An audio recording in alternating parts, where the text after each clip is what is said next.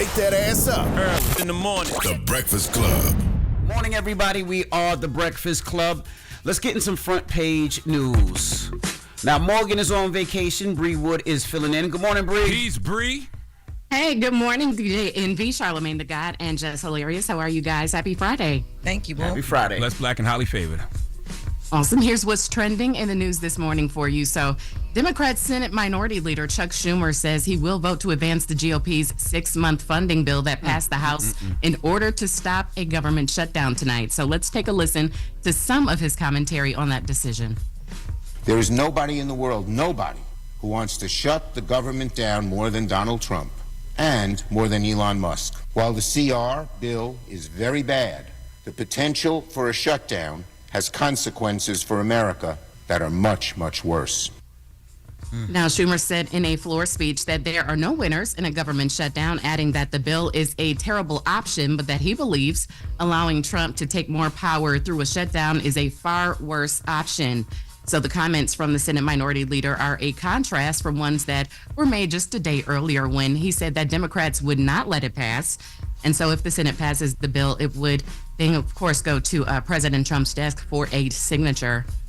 What do you guys think about that? I mean, per usual, the party of inaction, the Democrats have failed to protect the interests of the American people. And you know why, Dems suck at messaging? Because they never talking about nothing. And they do nothing. So guess what? To me, they all got to go. Like Dems don't just have a messaging problem, they got a leadership problem. The Chuck Schumers of the world, the Hakeem Jeffries, they should all step down, and any Dem who isn't fighting for the people and standing with the party should be primaried. Like, how can you say the bill sucks, but you're passing it anyway?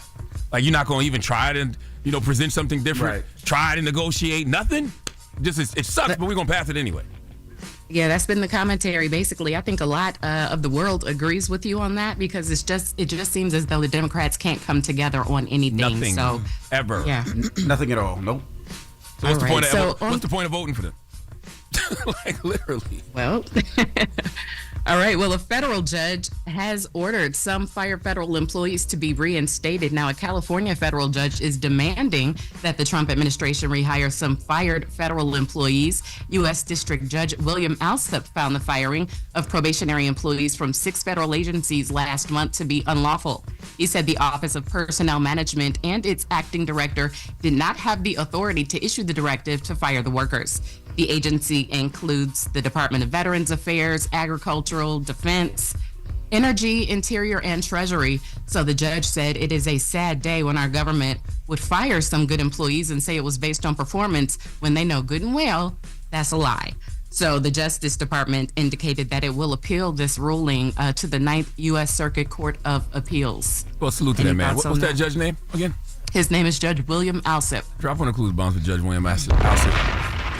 That's a man that cares about people. Nah, he stood on business with that one. That's right. And we have a story on Trump threatening a 200% tariff on European Union alcohol products. Now, Not my President liquor. Trump, yes, the liquor. He says that he Jesus will Christ, calm implement a 200% tariff on all alcoholic products from the European Union. In a post on Truth Social, he said that it would be in response to the 50% tariff on whiskey implemented by the EU. And we have some commentary from the president during a recent White House press briefing on the U.S. regaining its wealth. So let's take a listen.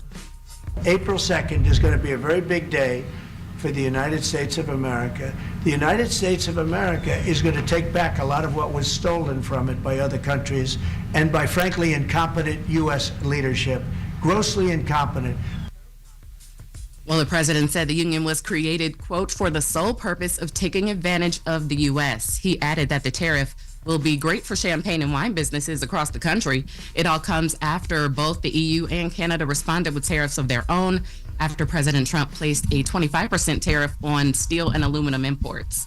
Well, so, the U.S. is the world's largest importer of wine and champagne, and we imported nearly $4.9 billion worth of wine each year. So, damn. Well, that's a big deal. I haven't had a drink since before Martin Luther King Jr. Day anyway. I think that's Sunday before Martin Luther King Jr. Day. So, because I got too you drunk. Think that will affect?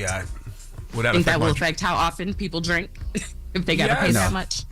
Yes. No. I mean, people gonna drink. They're gonna drink cheaper liquor. That's all. Way to get drunk. It's just gonna be cheap stuff. Yep. It's inevitable. Yeah, they're gonna switch. They're gonna find the cheapest option. I know that much. Yeah. Right. That's right. Well, that's your front page news. I'm Bree Wood, and coming up next hour, we'll talk about New York's Governor Kathy Hochul in your neck of the woods. She's headed to the White House this morning to meet with the president about New York's sanctuary city status. All right. Everybody else, get it off your chest. 800-585-1051. If you need to vent, phone lines are wide open. Again, 800-585-1051. Stop yawning, Jess. Yeah, all right. Tired, It's the Breakfast Club. Good morning. Morning, everybody. It's DJ NV, Jess Hilarious, Charlamagne the Guy. We are the Breakfast Club. Let's get back in some front page news. Morgan is out today, but Bree is filling in. Good morning, Bree Wood. Hey, good morning, DJ MV, Charlamagne the God, and Jess Hilarious. Happy Friday. How are you guys feeling? Peace, Bree. No relation to Morgan, right? No, Okay. we just call each other play cousin now. Okay. Okay. Well, let's jump right in. Yeah, here's what's trending in your news this morning. So we begin with Governor Kathy Hochul. She is heading to the White House this morning to meet with President Trump about New York's sanctuary city status. The meeting comes after the Justice Department hit several city hotels and shelters with federal subpoenas seeking names, birth dates, and other information about immigrant asylum seekers. So here's some of what Governor Hochul had to say. We will not be cooperating in terms of state police not assisting unless they have a warrant for someone's arrest or have proof that this person is a dangerous individual. It also comes 2 days after border czar Tom Homan was on Hochul's turf in Albany threatening to flood New York with ICE agents. Now, Hochul says the state has always cooperated with ICE when it comes to removing dangerous criminals, but she is vowing to hold the line on New York's sanctuary status. Has that been something that's been an issue for you guys? Have you noticed people feeling a certain type of way about being a sanctuary city? I don't know if they feel the way about Sanctuary City, but I mean, over the last couple of years here in New York, people have definitely felt the way about, the illegal immigrants. You know what I mean? Like that has definitely been a thing. That's been a thing for a while. But I also don't believe anything Democrats say until I see it. So, Governor Hochul's talking all that tough talk until Trump applies pressure. You know what I mean? I need to see how people react when Trump actually applies pressure and says, no, you're going to do this. And I don't know if you've seen it recently, but I guess since we've been talking about it more and more and more, I always feel like the phone listens. The site has been popping up, which is IceGov on Instagram, and it tells you everybody that's been arrested, how they've been arrested, if they child molesters, if they sex offenders, or what all that other stuff. It tells you and gives pictures and where they picked them up from, which is they popping up on crazy. they popping up on your phone because I've been warning them. I've been telling them where to look. Okay, Yo, shut up. Ice done asked me to go on a ride along a couple of times. I told him exactly where I want to go. Nope. And I want to go your front gate. No, you're not. I ain't letting you in. Okay. Well, hopefully they have a productive meeting this morning. I'm sure there will be updates on that come Monday. In other news, during a heated session of the House Ways and Means Committee on Wednesday, Democratic Representative John Larson of Connecticut launched into a fiery rant against Elon Musk and the Department of Government Efficiency, or DOGE. Take a listen to Democrat Representative John Larson. He was very upset at the absence of Elon Musk during this meeting. Where's Elon Musk? I'm sure he's a genius and is a very credible person because of the wealth he's accumulated. But that does not put him above the law or the responsibility to come before this committee in this Congress. If he's so great, if these plans and all the fraud and abuse that he's found are so eminent, why isn't he here explaining it? Elon tweeted out, man, tell him sit his poor ass down. Okay, we don't hear from his poor ass. Tell him sit his poor ass down, okay? But by the way, I understand House Dems doing that, but you know what's more effective? Watching Trump and MAGA supporters go off about DOGE at those Republican town halls. You know what I mean? Like people expect Dems to be mad, but when they watching people who voted for Trump be mad, it hits different. Yeah, it's definitely different. And he had a lot more to say than that. He went on to accuse Musk of attempting to privatize Social Security and criticized his absence from the committee meeting, questioning his accountability and his motives. The White House responded, defending Musk's efforts to reduce waste and fraud in entitlement programs, and accused Democrats of avoiding the issue altogether. So that's going to be an ongoing conversation. And entitlement programs, those are government programs providing benefits or services to individuals who meet specific eligibility requirements established by law, ensuring that those benefits are provided regardless of budget constraints or appropriations. For example, that would be your Social Security, your Medicaid, Medicare, and SNAP. Gotcha. And on Thursday, it was the 5th anniversary of Breonna Taylor's death. It marked 5 years since she was shot and killed after police performed a no-knock warrant at her apartment in Louisville. Democratic Representative Morgan McGarvey of Kentucky honored her on the House floor this week. Here's just some of what he had to say about Breonna. Listen. Breonna loved her family, her community, and more than anything, she loved life. In the face of injustice, we cannot be silent. We must speak up. We must say her name, Breonna Taylor. Now, former Louisville Metro Police Department officer Brett Hankerson, he was convicted of violating Taylor's civil rights by shooting blindly into her apartment. And the other officers who fired their guns at her apartment, they no longer work for LMPD, but they have not faced any criminal charges. And I know in Louisville, I was reading and watching, they still protest every year around this time. And the protest has never stopped. It's ongoing. But they're saying that there still really is no accountability for what happened 5 years ago. So At all. yeah, they are still waiting for justice on that. And do I have time to get into one more? Yes.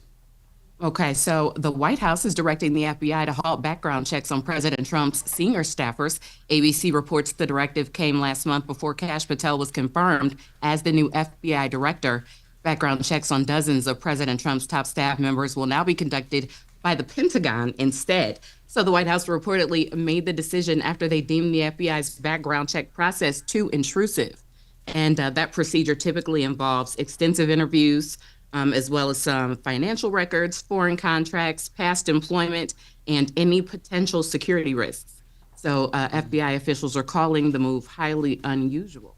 And finally, we do have one story involving an American Airlines plane. It caught fire at Denver International Airport after landing, prompting the evacuation of 172 passengers and 6 crew members. So the fire, which originated from an engine-related issue while the aircraft was taxiing to the gate, resulted in thick black smoke and flames that were coming from the underside of the plane. So emergency slides were deployed and passengers, they safely deplaned onto the wing, though. So they had to stand on the wing as emergency crews worked to extinguish the flames. Fortunately, there are no injuries reported in this, and the fire was extinguished within an hour. The Boeing 737 had taken off from Colorado Springs. It was headed to Dallas-Fort Worth before being diverted to Denver. And we wanted to make sure we got that in because you guys are consistently traveling for work. And So you just want to scare the hell out of us, huh, Bree? No. We wanted to get that in because you guys are consistently flying, so I want to scare the hell out of y'all this weekend. No. Man, I got a flight precautionary, in 3 so you know what's hours. happening. This is crazy. You know what's happening with these planes at these airports, and you know it's being reported now more than ever. So why not? You know what? I be wanting just to know what happened. Like, you know what I mean? Because they report these stories to us, but then they don't tell us why. At least I don't see why these things happened. Well, that sounds like the plane was raggedy. Is that it? Well, they said that the plane landed safely at the airport and that the engine trouble didn't start until afterwards. So there was no smoke billowing while they were in the air, but when they got on the ground, come into the gate, that's when all the smoke and fire started with the engine. Lord have So mercy. if there was engine trouble, better to happen on the ground than in the Then sky. in the air, yeah, for sure. Absolutely. So happy everybody was safe in that instance. Thank you, Bree. Thank you, Well, Bree. thank you, Bree. Yeah. So that's your front page of news. I am Bree Wood. You can find me on X at Bree on Air, BRIONAIR. Also, check us out at BINnews.com and get BIN News on demand 24/7 on the free iHeartRadio app. You guys have a great weekend. You too, Bree. All right, you too now. Wake that ass up. Early in the morning. The Breakfast Club.